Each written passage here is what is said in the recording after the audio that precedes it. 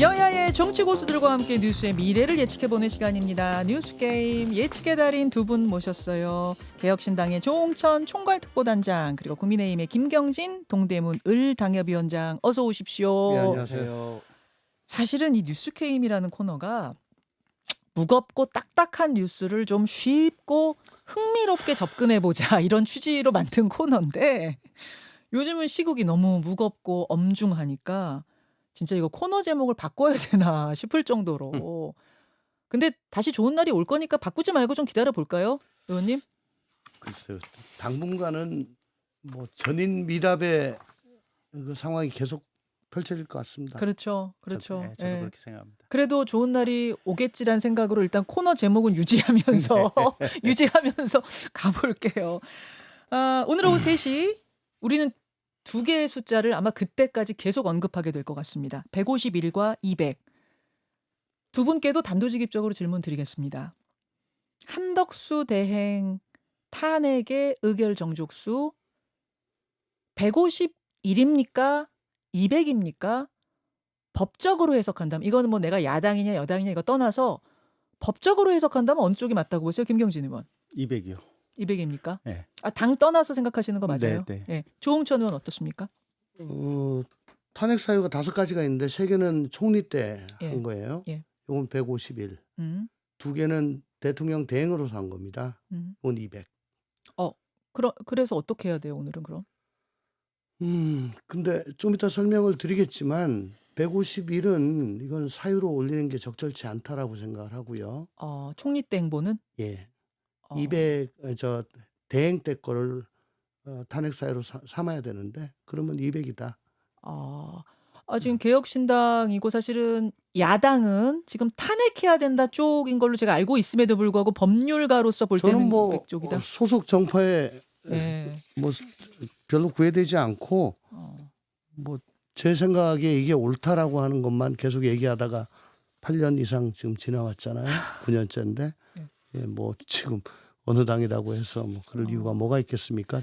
이 조홍천 의원 역시 한대행이 헌법재판관 임명 안 한 것에 대해서는 비판적이지 않으세요? 당연하죠. 비판적인 건 비판적인 거지만 탄핵의 의결 정족수는 200이 맞다, 이렇게 그렇습니다. 이건 이거고 저건 저거다. 그러니까 임명 안 한 거는 이건 잘못된 거라고 생각을 합니다. 예. 그렇지만은 이제 막상 탄핵에 예. 올라왔을 때는 정족수는 또 전혀 다른 문제죠. 네. 법적인 판단이니까. 왜 그러냐면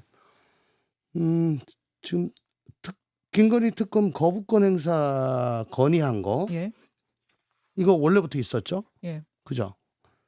그리고 1, 2, 3 사태 때 내란 동조행위했다. 세 번째는 계엄 해제 후에 한동훈 대표와 반헌법적으로 권력이양을 논의했다. 첫 번째와 세 번째는 고난대행 할 때 다 있었던 얘기고 사정 변화가 없습니다. 그죠? 예. 두 번째 거는 아마 어저께 김영현 장관 대리인들이 기자회견 하면서 거기서 사전 보고했다. 뭐 요것 때문에 국무회의 소집했다. 요게 지금 들어간 것 같은데 이건 뭐 또 그 이후에 말이 좀 바뀌었고요. 사실 확정이 안 된 상황이죠. 수사로 밝혀져야 될 상황인데 그냥 그날 뉴스가 그렇게 나왔다 해가지고 그걸 사실로 단정을 해서 탄핵 사유로 넣는 건 온당치 못하죠. 그렇지만 우리 김경진 위원장도 잘 알고 계시겠지만 법 체계 전체를 관통하는 몇 가지 원칙이 있는데 거기는 뭐 신의성실의 원칙도 있겠지만은 금반언의 원칙이란 게 있습니다. 그게 뭔가요?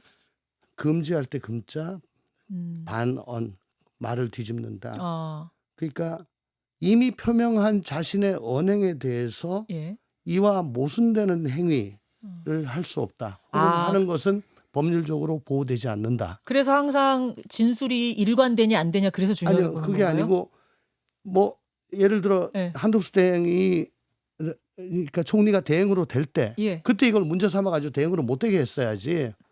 그거 다 알고 제가 아까 말씀드렸잖아요. 다 있었던 건데 대행으로 되게 했어요. 그죠? 뭐 인정한다. 뭐 일단이란 건 붙이긴 했지만 어쨌든 국정 안정을 위해서 일단 간다 그런 거였잖아요. 그러면은 그 신뢰관계가 그냥 가는 거죠. 그 이후에 이걸 뒤집는 거는 금반의 원칙에 어긋나서 아 그래요? 예, 이거는 하면 안 되는 거로 저는 생각을 합니다. 그러면 뭐 하나 꼬투리 잡고 계속 고고 가지고 너 내 말 들어, 내 말 안 들으면 이거 또 할 거야. 이래가지고는 이게 뭐 공갈 협박이지. 금반의 원칙이 적용이 된다고 봐서 총리로서 내란에 동조한 거 아니냐라는 게 탄핵 사유가 되려면 권한대행 넘어가기 전에 그걸로 탄핵했어야 된다 그 말씀이세요? 내란 동조는 네. 그냥 거기 참석해서 난 반대했다. 안 된다라고 강하게 얘기했다. 그 상황밖에 없었잖아요.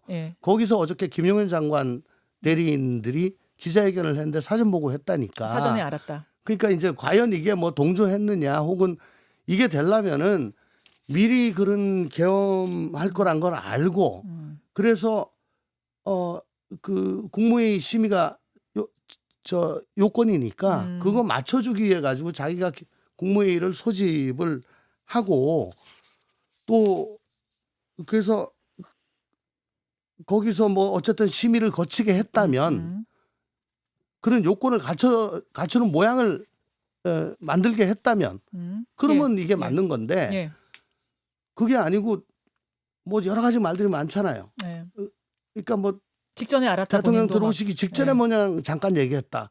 뭐 이거는 뭐 일단은 아닌 걸로 보여집니다. 알겠습니다. 무슨 말씀인지 알겠어요. 그럼 제가 김경진 의원도 아마 비슷한 생각이신 것 같으니까 반론 질문 드릴게요. 조금 전에 민주당 박성준 의원하고 인터뷰했는데 제가 이 질문 드렸을 때 박성준 의원은 이렇게 말씀하셨어요. 대통령이나 국회의원은 선출직이지만 총리는 임명직이다. 맞아요. 즉 임명직인 총리를 권한대행이 됐다고 해서 대통령, 선출직인 대통령에 준해서 200석 이렇게 할 수는 없다. 그냥 총리로서 권한대행을 하는 것뿐이지 총리는 총리다. 그래서 151석이다. 151표다. 그러시더라고요. 근데 그 총리를 임명할 때도 국회에서 인사청문회도 하고 공직임에도 불구하고 굉장히 총리 인준에 대해서는 높은 의결 정족수를 두고 있잖아요. 임명은 임명이지만 워낙 중요한 공직이다 보니까 여기에 대해서는 여러 가지 안전 담보 장치를 헌법 규정에 마련해 놨고 그다음에 이렇게 복잡한 절차를 통해서 임명된 총리에 대해서는 이 사람이 혹여 권한 대행이 돼서 탄핵을 할 때 그러면 헌법상 어느 조항의 규정을 원용할 것이냐는 또 그 조항의 헌법의 해석 문제예요. 그래서 박성준 의원님 말씀대로 일률적으로 얘기할 수는 없고 국회 입법조사처나 지금 헌법재판소 텍스트북의 내용이 지금 그렇다는 거 아닙니까? 총리 직무에 대해서 탄핵할 때는 150석, 대통령 직무에 관한 사유로 탄핵할 때는 3분의 2, 200석. 그게 거의 양쪽이 일치가 되잖아요. 물론 최종적으로 아직 헌법재판소 해석 결정은 안 나왔지만 두 군데의 해석이 그 정도 일치할 정도라면 그게 일응의 기준이 될 거다라고 봐가지고 직무대행, 그러니까 대통령 자격의 권한 행사가 지금 2건이 있잖아요. 그러면 그 2건에 대해서는 200석이죠. 그러면 5개 중에 2개가 들어서 200석이면 이건 당연히 5개 전체에 대해서 200석이 된다고 봐야죠. 지금 상설특검 후보 의뢰 권한 그리고 헌법재판관 임명 권한은 헌법상 대통령 혹은 법률상 대통령의 권한입니다. 이건 국무총리로서의 지위를 가지고 대통령의 권한을 대행한 거죠. 대통령 역할을 한 거죠. 그렇기 때문에 이거는 대통령 역할을 한 일로 인해 가지고 탄핵이 올라갔기 때문에 이거는 200이라고 보는 게 맞다. 그게 지금 이제 2015년에 헌법재판소가 발간한 해설서의 내용과도 일치하다 보니까 우원식 국회의장도 어떻게 해야 되는가 지금 고민을 하고 있는 중이라고 하는데 결론이 안 났더라고요. 우원식 국회의장이 한덕수 총리한테 헌법재판관 임명하라 이거는 굉장히 강하게 얘기했어요. 왜냐하면 헌법재판소에서도 그 부분에 대해서 임명할 수 있다 이렇게 얘기를 했기 때문에. 근데 요 탄핵의 요건에 관해서는 2015년 이 헌법재판소 해설서 내용이 있기 때문에 아마 우원식 의장도 지금 고민을 좀 하고 있는 것 같은데 어떻게 오늘은 우원식 의장 맘이거든요. 일단 나중에 한제 갈 때 가더라도 우원식 의장이 일단 150석을 넘겨서 151로 탄핵이 가결이 됐다. 150으로. 그러면 우원식 의장이 공표를 하면 일단 형식적으로는 탄핵은 된 거예요. 되는 거예요. 돼서 그래서 일단 국무총리 이제 멈춰지는 거고 최상목 부총리가 그대로 승계를 해서 이제 행정각부를 통과를 하는데 다만 전체적으로 지금 이 입법조사처나 아니면 헌재 기존의 텍스트북의 해석대로 그대로 헌재가 받아들인다면 네. 요 총리에 대한 지금 한덕수 총리에 대한 탄핵안은 예. 각하될 가능성이 높아요. 그럼 그 사이에 최상목 권한대행이 한 것들은 어떻게 되는 거예요? 일단은 유효하게 되는 거죠. 유효하게 되는 예, 거로. 예. 아. 그러니까 의결 종족수는 제가 볼 때는 200석으로 헌재 해석이 나올 가능성이 높은데 잠정적으로는 최상목 부총리가 일단은 직을 대행해서 가는 거죠. 그렇게. 네. 우원식 의장이 오늘 151석으로 일단은 본회의 진행할 걸로 보세요? 뭐 그동안에 언행에 비춰보면 그렇게 보여지는데요. 네.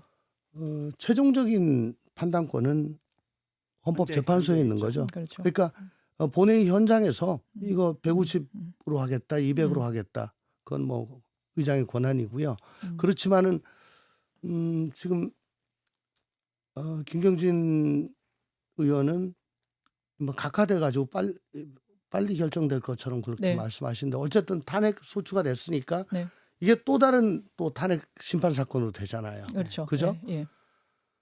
근데 이거 본안 사건을 처리를 하려면은 몇 네. 개월 이상 걸릴 겁니다. 제 생각에는. 그래서 권한적인 심판과 가처분, 먼저 효력정지 걸어. 네. 가처분을 먼저 해서 가처분은 뭐 1주, 2주 안에 그냥 결론이 나니까 그렇게 하면 조기에 가르마가 타질 것 같은데 그냥 가만히 있고 그래 나 받아들이겠다 총리에서 뭐 권한정지 되겠다 라고 되면 직무정지 되겠다라고 되면 이게 이 상황이 예.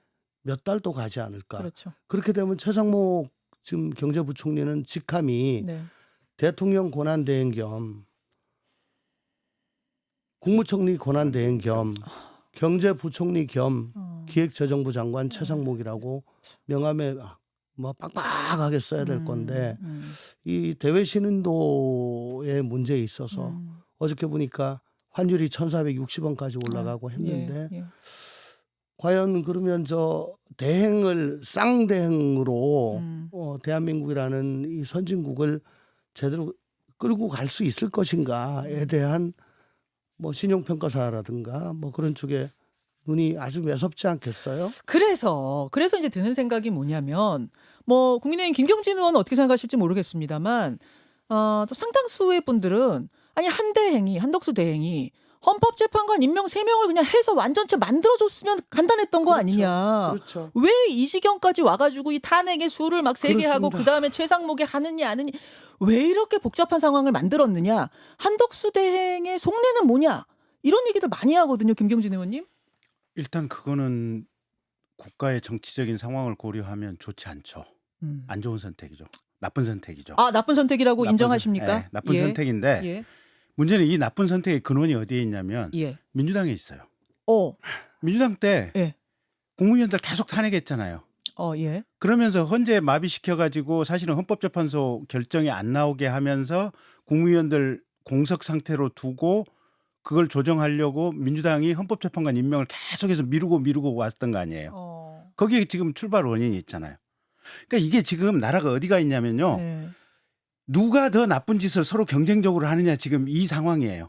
어디가 나쁜 짓에 출처냐. 그러면 그때 그게 나쁜 짓이었다고 치면 이번에는 잘하는 짓 하면 그렇죠. 되잖아요. 잘하는 짓 하면 되는데. 그때 그들이 나쁜 짓 했으니까 이번에 우리가 나쁜 짓 한다 이건 아니잖아요. 저렇게 나쁜 놈도 뻔뻔스럽게 여태까지 버티고 있는데 예. 우리가 이런 나쁜 짓 좀 한다고 해서 뭐가 문제야. 지금 이 상황이에요. 아하. 이재명 같이 지금 재판 12개의 공소사실로 재판받고 있는데 예. 뭐 대통령 내란죄 하나로 수사받고 있는 게 뭐가 대수야. 그런 식으로 가고 전에 있다. 그런 식으로 국가를 마비시키기 위해서 국무위원들 계속 탄핵시켜놓고 그러면서 헌재 재판관 임명을 안 하고 있는데 이 상황에서 우리가 헌재 재판관 임명 안 하는 게 뭐가 대수야. 지금 서로 경쟁적으로 이 경쟁하고 있는 중이에요. 그러니까 참 연하 야나 둘 다 모양이 빠지는데 미치겠어요. 미치겠어요. 그 전까지는 말씀하신 대로 네. 헌법재판관 임명을 최대한 그냥 소닭 보듯이 했어요. 그러다가 대통령 탄핵되니까 이제 그때부터 발등에 불이 떨어져 가지고 난리를 치는 거죠. 근데 어제 대행이 말씀하신 것 중에 권한대행이 불가피하게 대통령 권한을 행사해야 된다면은 여야가 먼저 합의를 하는 절차가 헌정사상 한 번도 깨지지 않은 관례였다라고 말씀하시는데 예.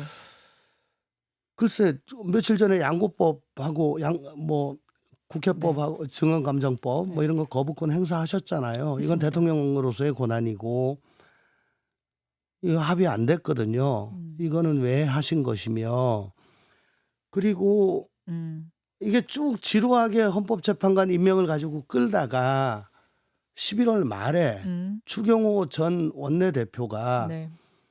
그래 니네 2개 해라 우리 하나 할게 라고 합의를 하고 이제 청문회 날짜도 잡고 그렇게 넘어가던 중에 이 계엄이 터진 거거든요. 네. 그러니까 이미 합의를 해준 거예요.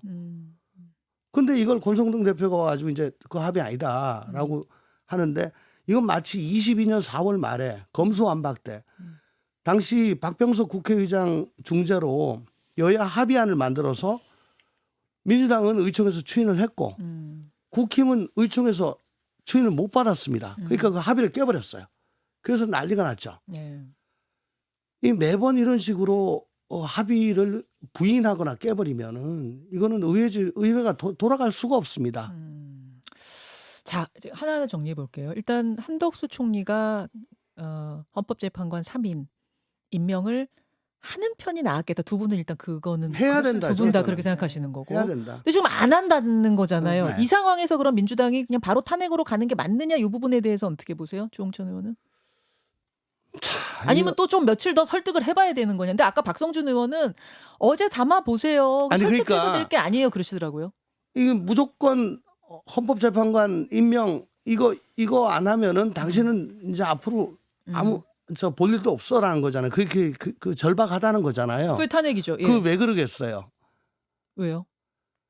그 뒤에는 윤석열 대통령 탄핵 심판을 신속하게 처리해서 조기 대선이 빨리 와야 된다는 게 전제가 돼 있지 않습니까? 이게 뭐 여야 합의가 어떻고 헌법 정신이 어떻고 그렇게 얘기를 하지만 자세히 보시면 모든 거는 다 이 정부의 기능을 형해화하고 조기 대선으로 빨리 가려고 하는 그 조급증 때문에 이게 일어난 거거든요. 국민들이 이거 모를 줄 아십니까? 예. 어쨌거나 저는 계속해서 말씀드리는데 어제 3명은 임명하는 게 맞았다. 그렇지만은 또 이렇게 탄핵 절차로 넘어온 이상은 엄격한 그 법적 잣대로 요건에 해당되는가 아닌가. 이거 하나하나가 지금 앞으로 전임미답의 상태인데 네. 여기서 어떤 결정을 하는가가 중요한 선례가 되죠. 제가 볼 때는요. 네. 일단 임명하는 거 잘못했어요. 안 한 거 잘못했다. 잘못했어요. 근데 한덕수 총리 탄핵한다 그래서 그러면 다음번 최상목 부총리가 임명을 할 것인가? 그것도 퀘스천 마크예요. 어떻게 될 것 같으세요? 안 할 가능성도 꽤 있다고 봐요. 그냥 한덕수 총리 행보랑 똑같이 갈 것 같아요. 똑같이. 저는 안 할 거라고 봅니다. 그러면 임명 안 할 거라 보세요? 그러면 나라 전체가 아무것도 안 되고 그냥 외통수 상태로 가는 거예요. 그러니까 종국적으로는 참. 이 헌법재판소가 6인 체제로 계속 갈 거예요. 계속 권한대행은 순서는 계속 내려가고 네, 네. 그 임명해 안 해 날려 임명해 안 해 날려. 그래서 네. 종국적으로 국무회의 참석 가능한 현원이 예. 10명이 되면 예. 지금 개의 정족수가 11명입니다. 네, 네. 10명이 되면은 국무회의가 안 열립니다. 의결을 못 하죠. 예. 그러니까 아예 열리지를 열리지도 못해요. 그러니까 그것도 헌법기관이거든요. 그것도 마비가 되죠. 헌법재판소도 6명 가지고 나중에 결정을 못 합니다. 4월 18일 되면 4인 체제예요. 네. 아무것도 못 합니다.